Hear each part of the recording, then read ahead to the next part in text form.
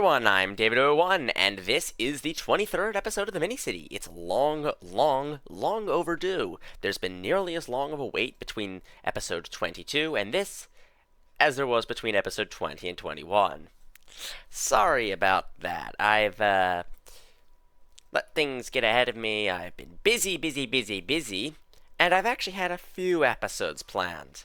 A few grand plans that kept diminishing in scope as I got distracted by a side project that could become a video that came out before then. So I'm currently sitting here in one of the manager's offices in the MCPC building. What a great building it is. This is not my office, but who cares? No one else is here at the moment, so I wouldn't mind if I borrow it. He doesn't need to know. I originally had a very large expansion for the city plan for episode 23, but then that got moved. This was originally going to be an episode. Then it was going to be an episode where I revamped my petrochemical plant, which you can see here. However, that plan quickly fell out of fashion because of the time required. I got most of the way finished, which took forever, but I ultimately got distracted by another side project and never finished that. So that will probably be the next episode. Well, actually, probably the second to next episode, because I can churn out a community submission video very quickly. There's a lot that have built up, a lot, which we will not look at in this video, for simplicity's sake. However, I do have a few new buildings to check out, so let's look at some of them. But first, my intro.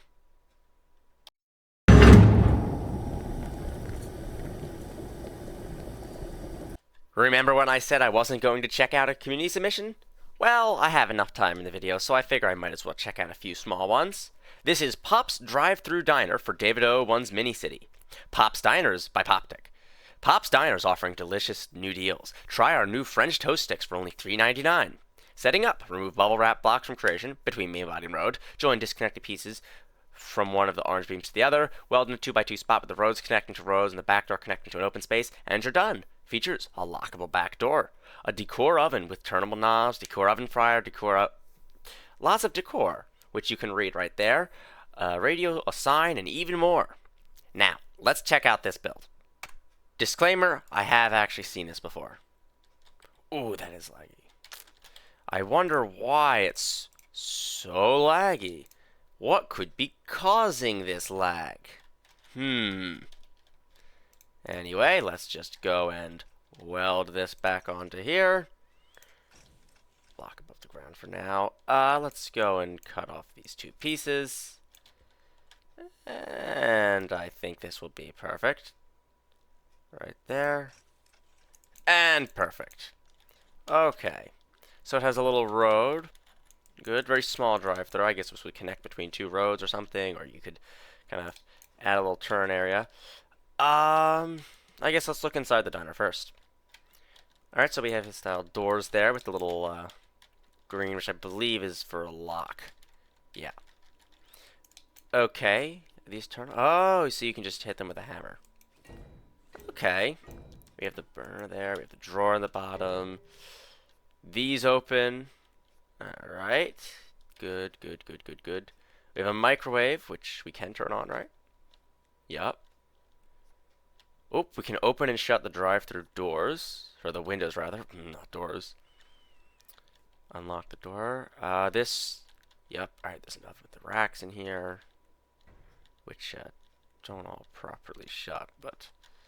Lights. Good. Wasn't there a radio in here? No, maybe not. Oh, I just noticed that there's actually detail in here. Is it the deep fryer or something? Yeah. We head into the back here. This is the bathroom. There's a little sink to wash up. No sink out here, is there? No. There's a bathroom. There's a little fuse box. And you can actually see through. Ooh, that's not good. And then you come in here. It's a very, very rudimentary, but there's a little bathroom. Light and a lock, right? Yep. And then we can exit out. I've overviewed most of the stuff in here. There's a lot of very nice detail. Very, very good attention to detail here. I like this. Can even freely rotate those. And I can leave right now. If we look on the roof, I do want to cover some of the details in here. I want to be a little quick, but this hole is in here by default, I guess, to access some of the logic. I can see a button toggle module, or button toggle 2, as it really is. We have the giant Pops Diner sign here, some nice work. Cracks on the concrete work here. Masonry, I guess, would be considered. And then we have the roof of the drive-thru. Alright. We have a radio, which is probably the speaker to communicate through. And a fan. That is quite a view. I'm still not really used to seeing that in the city. Even 2 episodes after I put it in here. It's just so jarring. It makes you back up to actually see the whole city. Yeah. And then I guess this is another sign. Oh, this is for the menu. Oh, so you're supposed to pull up this way. I don't know why, but every time I've ever driven through here, I've always driven through like this. Because of the way this is facing. So maybe this should really face the other way. I'm not sure. I don't know. Well, you'll have to tell me in the comments. Alright. Now, I was going to place this in the city, along with a few other things. However, because of my little secret plan I cannot tell you the details about, I have another idea for this, which will be revealed shortly, whenever the episode will be coming out. Next up is something that I've apparently been overdue by a year to check out. I don't think I've ever reviewed this one. I think it just came to my knowledge after I released episode 22. I don't know how this escaped my attention, but we do have another entry into the Grosho series of buildings. This is the Grosho Grain Elevator and Crop Sales Point by Milo Artemov. Grosho Grain Elevator, the best place to sell the fruits of hard labor for a good price. There are 3 main silos for different crops. These are the small ones because the transport truck arrives pretty often to move the different crops to the Grosho's food processing plants over the area.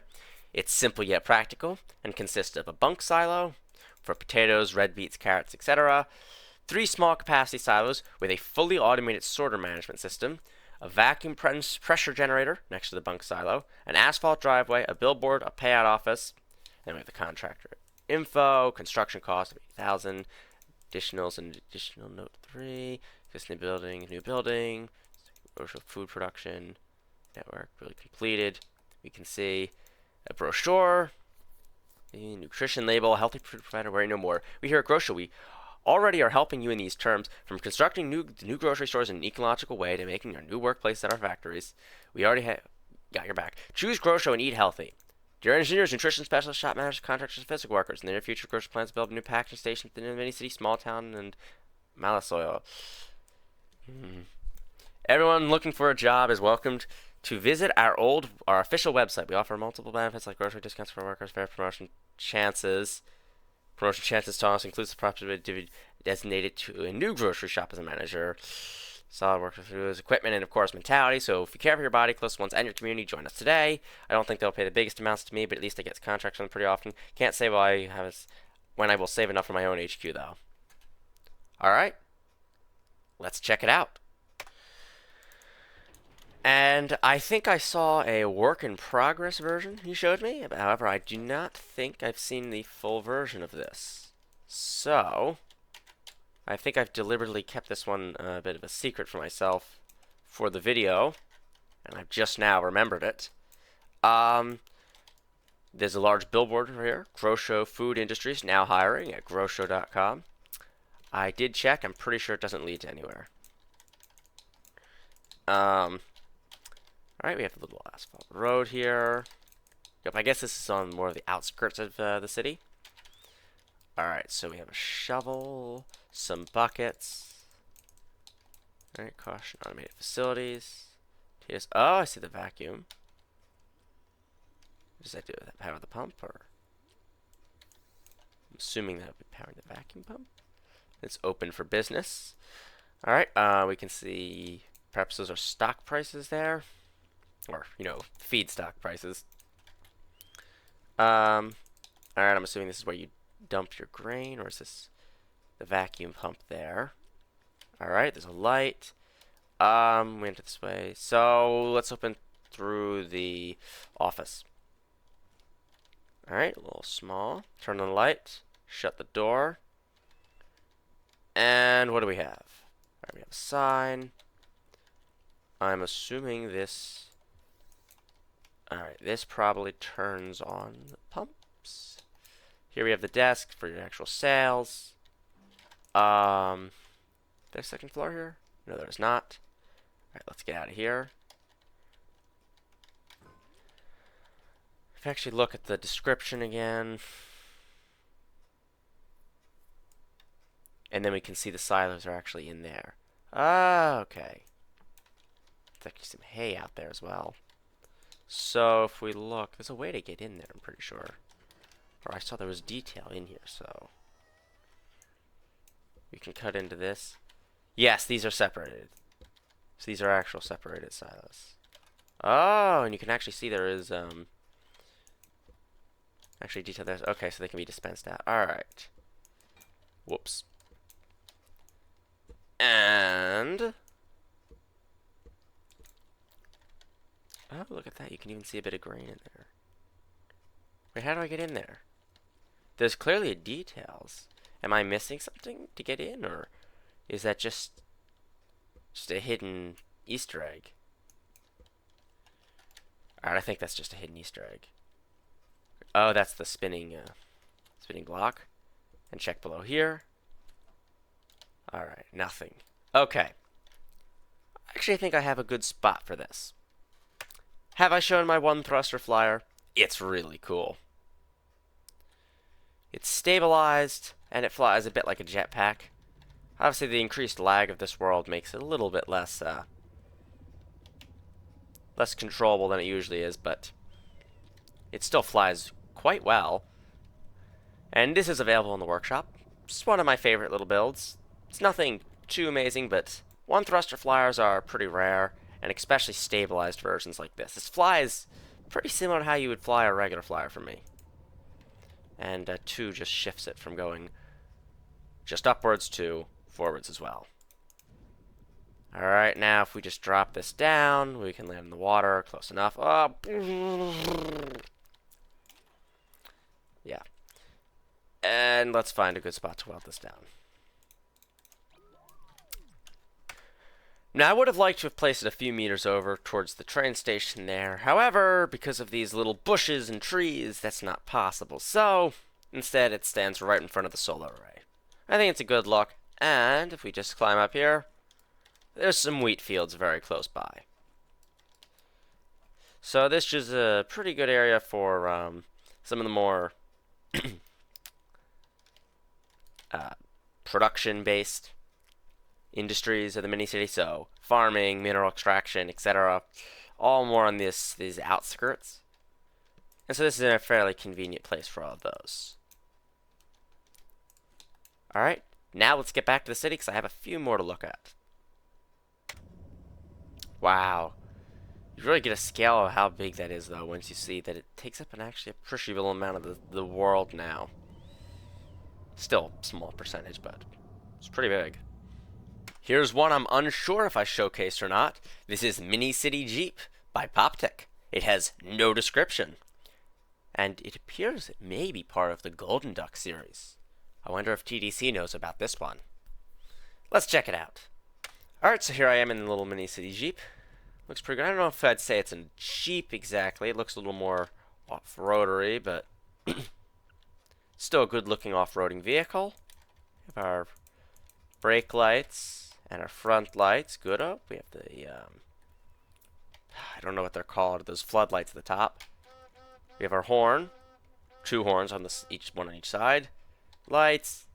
We have a radio. Modest interior. Decent space. Interesting use of those bars there. There's a very framed feel to it, which is, you know, kind of the point. We look in the back. There's room for luggage. The engine's back there. Very empty up in the front, though. Look at that. Look at how much space is there. That's a bit... it does make it feel a bit kind of cantilevered backwards in a way. But if we go and drive this thing, it does handle very well. This thing is fast. I think it's a little slower than my Recon, but it's in a very comparable size range. Size and speed. Okay, this thing is very fast. Actually, a bit difficult to drive through the mini city streets just because of how fast it is. However, this thing can really get up to speed off the roads. So if we just go onto this flat ground and let's head for the mountains. Let's see, can it clear the train tracks? If it can clear the train tracks, then there'll be no problems.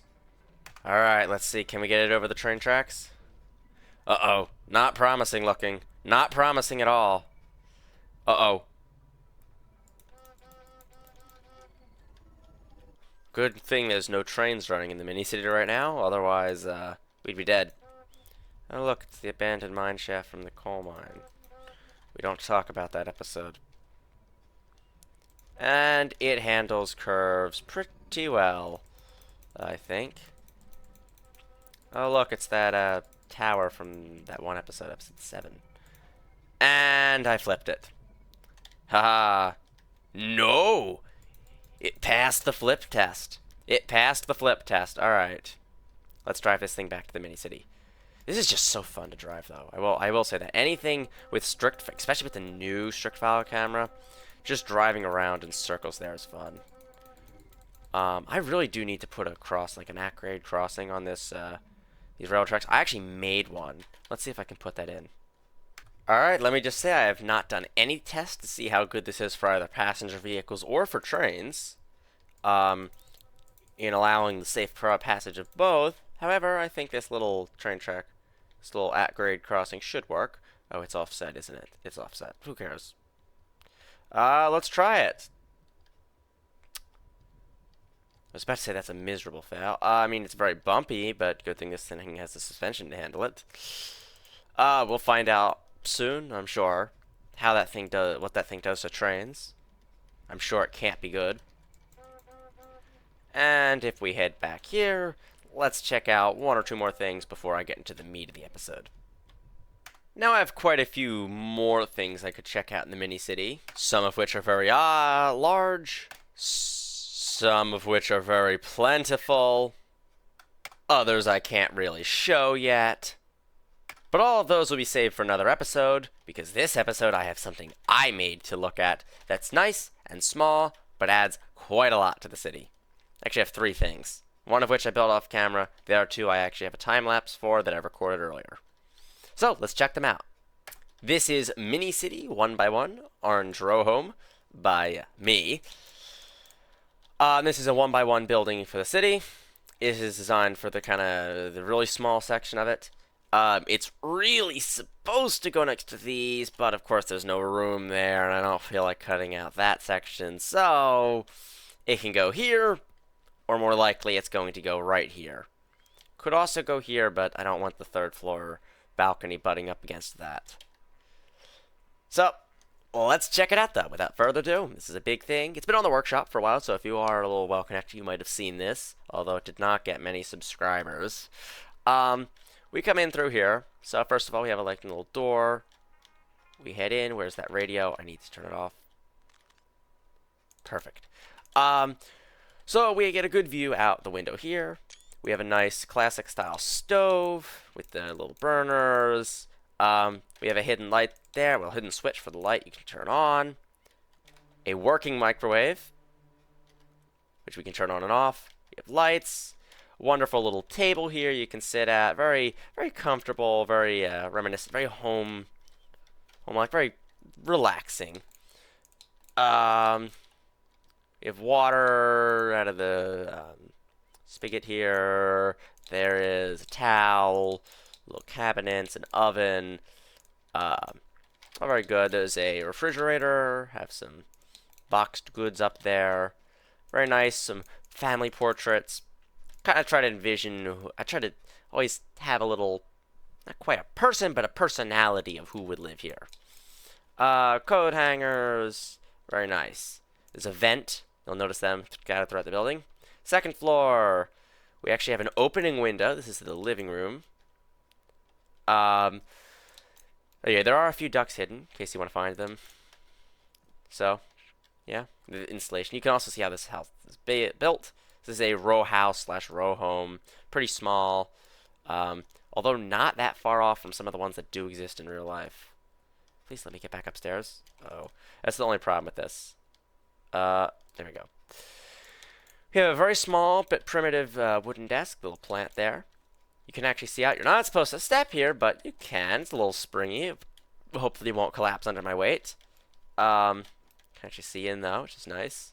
Some stuff hanging on the walls. Pretend this isn't packing instructions, but you know, maybe like a portrait or something, or a landscape. Here's another little sign. We have an old kind of CRT box TV, although it's a bit shoved up against the walls. This is kind of either very end CRTs, but probably it's a primitive LCD TV with that kind of thick, but not as thick. We have a little love seat here, a little miniature sofa essentially, which there is, in my books at least, a difference between a couch, a sofa, and a love seat. Love seat's for two people. But you can sit here, a little coffee stand. There's a kind of odd little cupboard here, a decorative brick, the fuse box, some piping, some utility stuff, a vent. This is a bit of a cobbled together floor. You can see the vent there again. However, if we head up, you get probably the best floor of the building. And this is the bedroom, which we can turn on the light here, which we have a little shelf. We can also turn on this little side reading light. You get a great view of the city behind you. There's a curtain you can shut for some privacy in case anyone's out in the hall or climbing up and down the steps.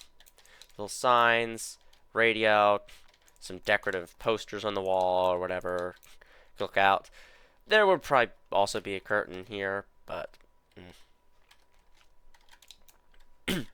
And the mini city's most fully featured bathroom. So, because space is so limited here, I actually had a little bit of extra space that I couldn't turn into anything else. So I figured, why not put a washer and dryer there? Steal some customers from that laundromat down the road. So that will be literally right next to this building. So, detergent bottles. We have our bathroom with its light, but also vanity lights there and the broken mirror. Some drawers, toilet, and a tub. And this is actually the advertisement on the outside of the building. It actually allows a little bit more extra space there. We have a painting on the wall. Nice little rubber ducky. We have the shower curtain with that kind of bubbly material. It's nice in here. This is, although very cramped, the most fully featured bathroom in the mini city because it includes a full bathroom, full tub, although there's no shower head. But you could add one yourself.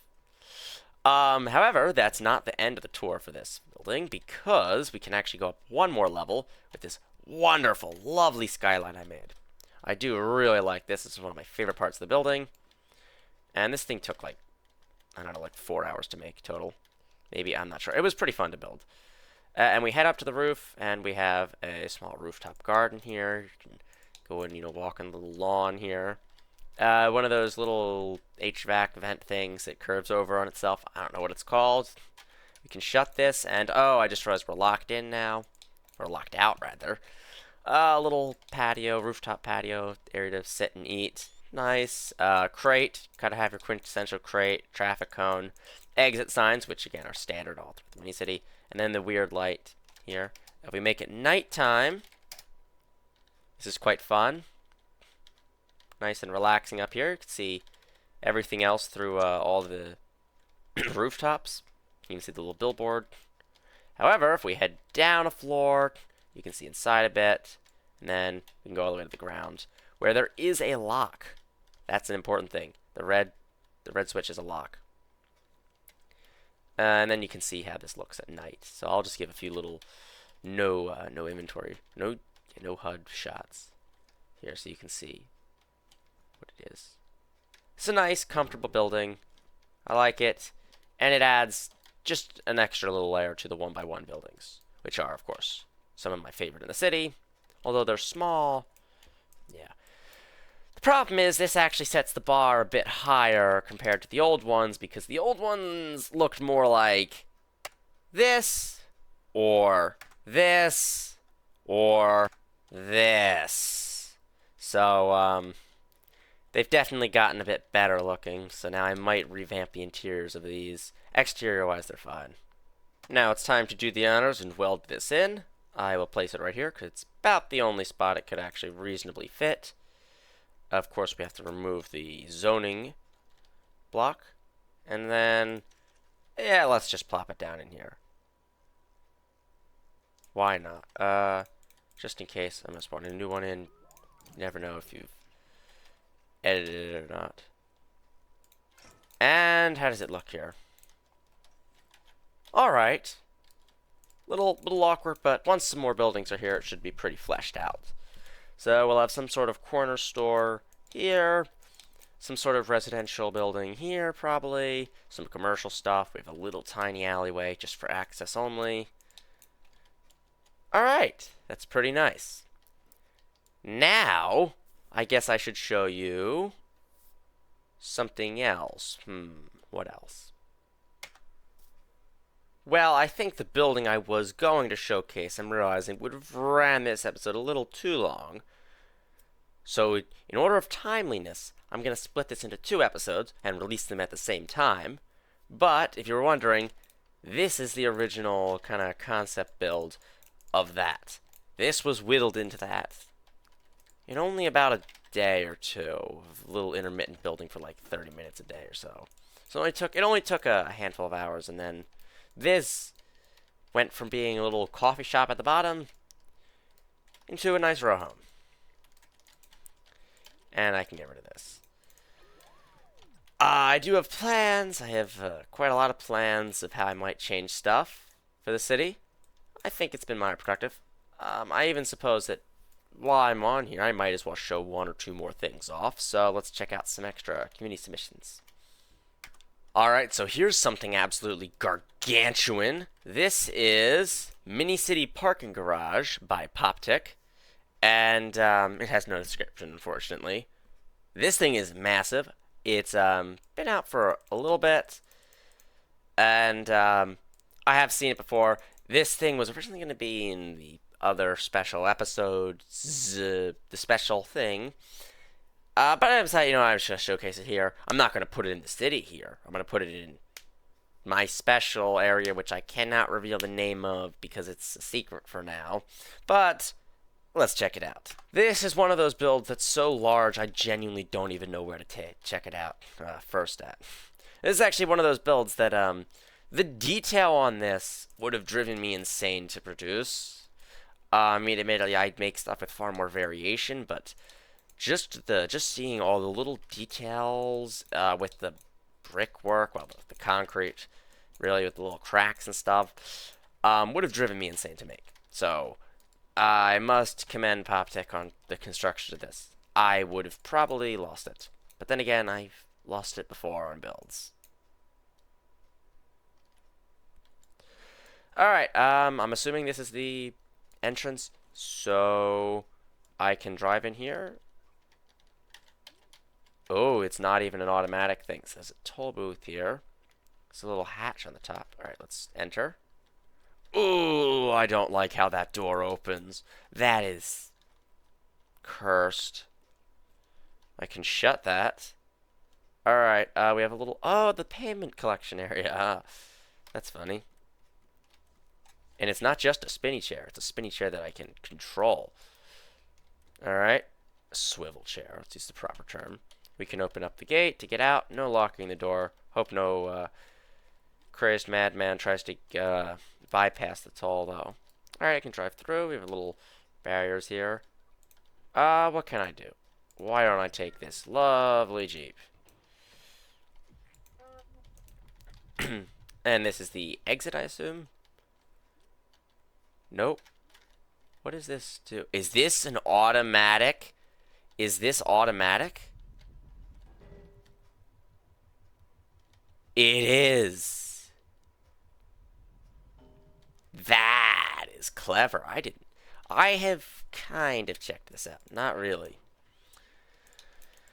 Where else to begin? Alright, ladder to climb up. Let's look down here.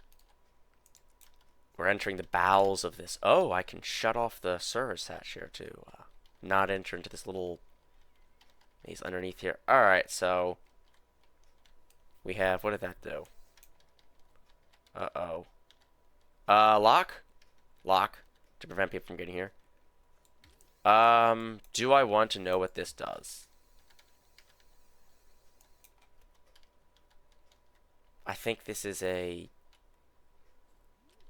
I think that's disabling parts of the building. Alright. Okay, well, I just got hacked to pieces there. Very insane. Oh, those are the lights. I'm going to leave that off. Otherwise, my computer will probably explode. Alright. I guess we'll check out this later. Head through some of the more labyrinthine areas here. See the light. Can look out for these little slats in the wall.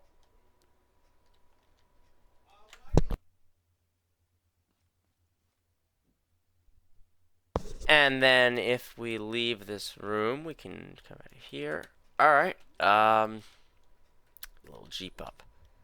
This ties in very nicely with some of the stuff earlier in the episode. Oh. That's a bit difficult.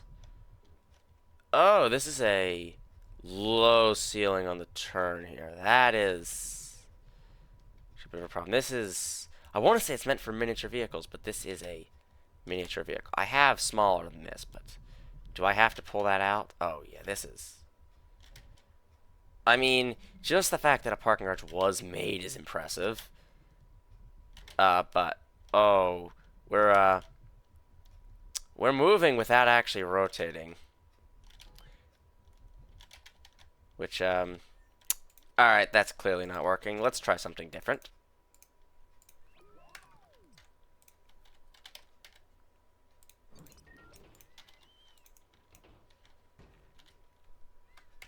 I don't know, you think this is too large? Oh, this is too fast is what it is. Nope, get out of here. I think this might be the best vehicle I have to fit through here, other than really tiny cars. Yeah, so, I guess fast forward this footage, maybe? Because this is slow. Oh, we just made it through. Yeah, this is nearly impossible to fit through. Alright, we have a little single parking spot there. Yeah, I think this is meant for really tiny cars. Is that a handicap spot? It is. There's a lot of detail put into this, I will say. Alright, let's continue up. At all of my 1 mile per hour. Now, this is not even 1 mile per hour. This is... I don't know. Alright, and here we are on floor 3. Would kind of be nice to have a little indicator. To be honest, I don't actually see anything on the ground telling me you are on floor or whatever. I can see some more of those spots. This is... the detail in here is really good. If this game could handle creations that were considerably larger than this, I can only imagine what an actual city would look like from PopTech here, but alas, cannot. Alright, and floor 4. Handful of spots here. Let's just park here. And let's try going into the little building here. Alright, elevator and stairwell. We got a fan to pull out air. Oh, we can go into the elevator. Alright, let's go down to floor 2. Does it work? It does. Ooh.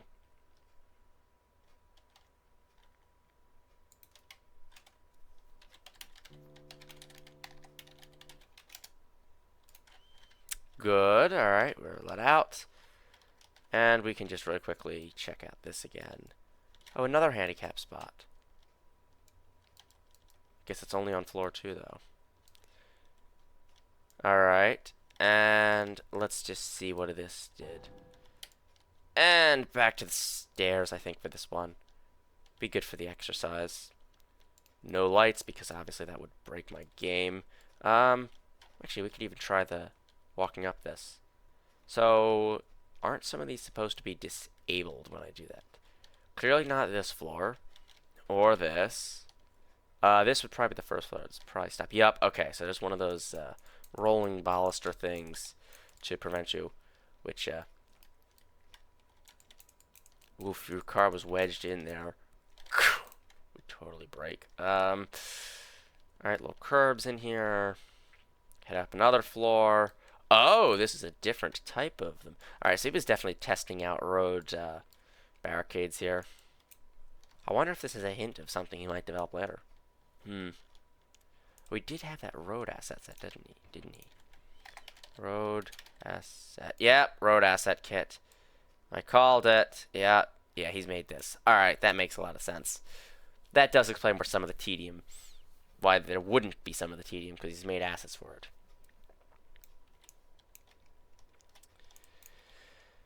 And we can see the winch there. Ooh, the pistons. Oh, I'm glad this isn't actually going in the city, though, because the amount of lights, pistons, and decorative parts, though, ooh, would bring this dangerously close to that teetering point. It is a really cool creation, though. Alright, so I think I've checked out most of the stuff to see here. This is very well built. Insanely well built. If the city wouldn't lag a ton with this in here, I would absolutely put this in. But because performance is a genuine concern at this scale, I cannot include. This thing is already a little questionable on its own. Combined with this is just a little bit too much. So unfortunately, I must watch a slideshow. Alright. Well, I hope you enjoyed this episode. I'm David01. Thanks for watching. I'll see you in the next episode. I don't really think I have too much extra to state. My plans are a little complicated. I'm not sure exactly what will be next. There may be 1, 2, or 3 episodes before the big expansion. It really depends on how much I do and how many community submissions I get before then. I will hopefully try to cluster these together more. There's probably going to be at least 2 episodes, because I have one thing to show. I'm going to spoil it for you. It is a firehouse and fire engine. And then, of course, the petrochemical plant rework, which brings it up to par with the level of detail in that. I think it's actually a bit greater than that. This is kind of part of the new mini-city. And then from there, there'll be a big overhaul coming to help improve performance of the city, details of the city, and a bunch of other aspects of it. Hopefully also allowing more people to have their creations actually placed in the city, as opposed to just kind of showcased and then removed. I'm David01. Thanks for watching this episode. I'll see you in the next one. Goodbye.